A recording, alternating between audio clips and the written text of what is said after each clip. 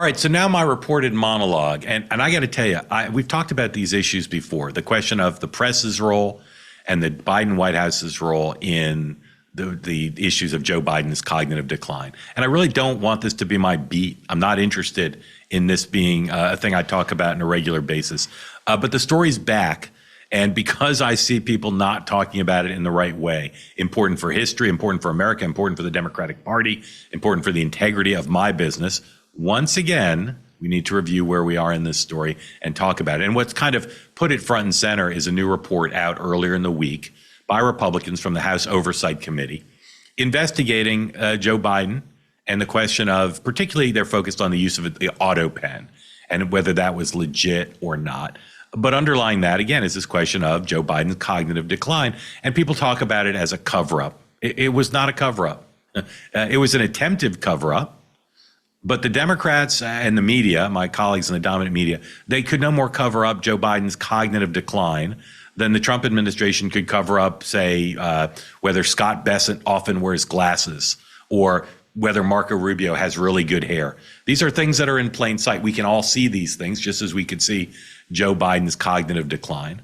But the Democrats in the Biden White House tried to stop the media from, and other Democrats, from talking about his cognitive decline. So it was an attempted cover-up, but it didn't work. And for some reason, it took that debate with Donald Trump for this to happen. But running up to the debate, the Democrats in the White House, again, we're reviewing the facts here to take us up to present day, they tried to keep people from talking about Biden's cognitive decline so he could stay as president, so he could run for election. And they used two basic methods, okay? One was threats. If a reporter talked about Biden's cognitive decline on television, wrote about it, they would threaten them. They would say, don't you dare do that. And the reporters all knew they were being threatened. And you will find almost no reporter who was honest enough to break the off the record that the White House imposed in these cases to say, I'm being threatened. They're saying that I can't report the truth. I can't report what we all see with our own eyes. And then the other method they used, of course, was just lies to say, on a regular basis, they would say, Biden runs us ragged. He's so much better, so much stronger than us. It's a guy who's the peak of his game. And so these were the two methods they used, and the methods were used constantly to try to keep people from reporting the story. It's a really, really unfortunate thing. Okay, really unfortunate. And how did this work in practice? It worked in practice. They were able to minimize how much this stuff was out there and reported. Democrats outside the White House face the same pressure.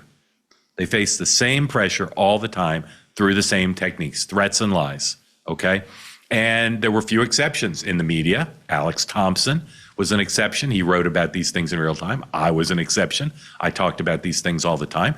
And on the Democratic side, who was an exception? Dean Phillips, Democratic congressman from Minnesota, tried to get someone to run against Joe Biden, to say we need to run against him because he's not going to win re-election because the country sees not just that he's old, but that he's suffered cognitive decline.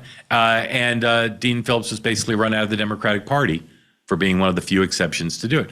What did the media do? The media stayed silent about the threats, as I said, and they basically accepted the lies.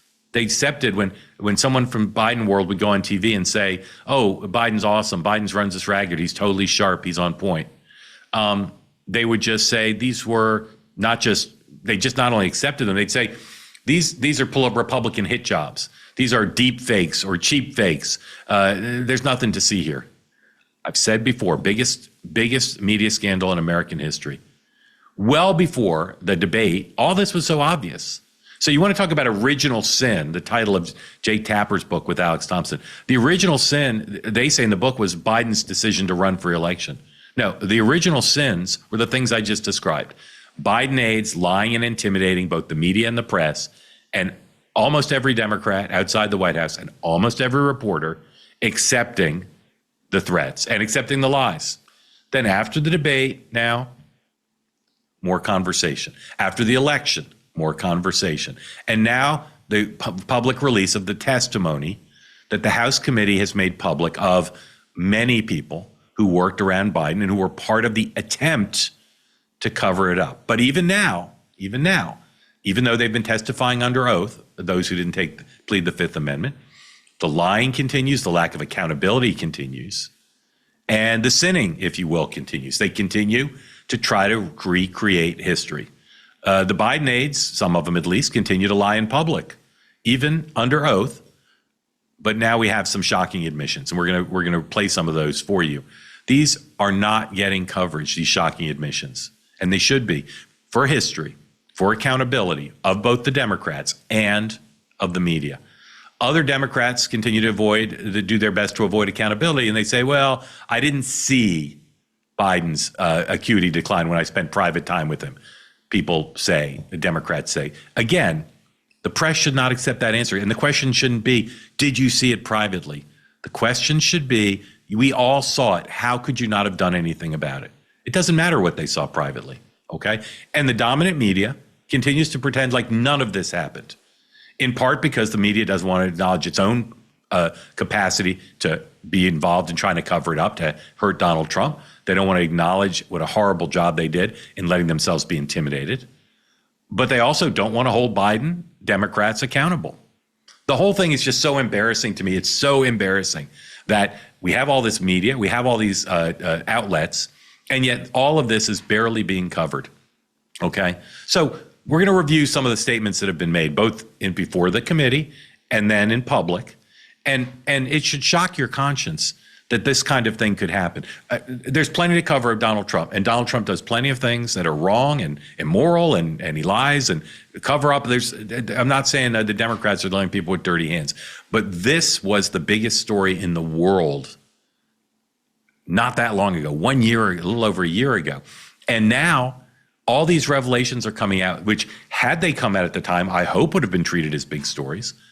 But people in the media are just pretending it's not happening. The Democrats continue to just try to turn their heads and hope nobody talks about it. It is embarrassing. It's all more of the same. You ever notice those creepy ads that pop up on your phone and seem to know exactly where you've been, what you've bought, even the people you've been talking about?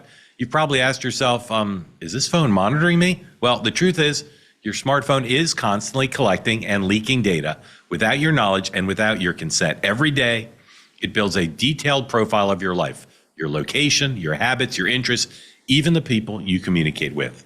That information is then funneled into an invisible marketplace where it's tracked, analyzed, and sold to the highest bidders. It's not just annoying, it's invasive, and it's happening all the time. But the Up Phone by Unplugged is different. It's designed to protect your privacy from the ground up. No hidden trackers, no data mining, just a secure, streamlined smartphone experience that puts you back in control. Whether you're texting, browsing, or using any app, the Up Phone ensures your personal information stays personal. It's the phone for people who are done being watched. Are you ready to take back your digital privacy? You can. Visit unplugged.com/Mark and get $25 off a phone case with the purchase of a phone. Learn more and order your Up Phone today. That's unplugged.com/Mark, because your life should be yours, not theirs.